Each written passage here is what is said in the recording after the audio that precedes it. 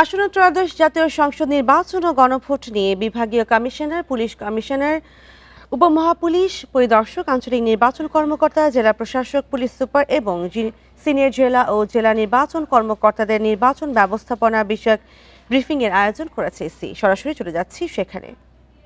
বলছিলাম একদম ডেলিভারেটলি, কারণ আমাদের উপরে সামষ্টিকভাবে একটা ব্লেম করা হচ্ছে, সবাইকে ব্লেম করা হচ্ছে যে we have absolutely failed in our responsibility, particularly in delivering a free, fair and credible election.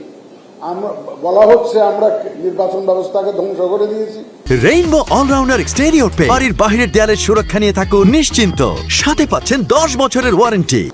বলা হচ্ছে আমরা সব যুগসাজশ করে একটা ম্যানেজড ইলেকশন করেছি। এই অপবাদ থেকে আমরা মুক্তি চাই, এই অপবাদ আমরা ঘোচাতে চাই। আমরা প্রমাণ করতে চাই যে আমরা সঠিক সুন্দর নির্বাচন করতে পারি এবং এটা একমাত্র আইনের শাসনের মাধ্যমেই সম্ভব, রুল অব লর মাধ্যমেই সম্ভব। সুতরাং আপনারা যেটা মাঠ পর্যায়ে যারা আছেন তারা আইনের শাসনটা নিশ্চিত করবেন, এটাই হচ্ছে আমার, that is the bottom line. আইনের শাসন মানে আইন উইল বি ব্লাইন্ড, ল আপনার সবার জন্য সমানভাবে আপনারা প্রয়োগ করবেন।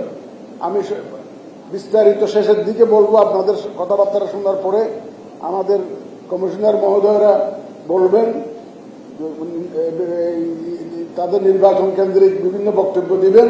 দেওয়ার পরে শেষের দিকে ইন মাই কনক্লুডিং স্পিচ হয়তো আপনাদেরকে কিছু নির্দেশনা দিব।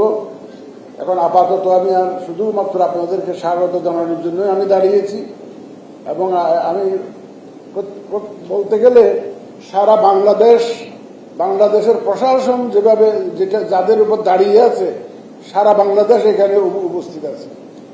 আপনারা বুক ফুলিয়ে যখন আমাকে সাহস দেবেন, আমি সাহসী হব।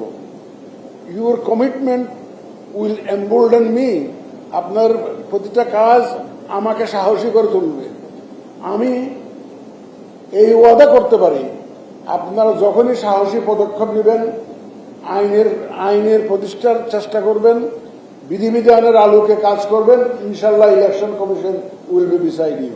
এটা এই এসুরেন্স আমি আপনাদেরকে দিচ্ছি। আপনাদের সবাইকে ধন্যবাদ। পরে আরো কথা হবে ইনশাল্লাহ।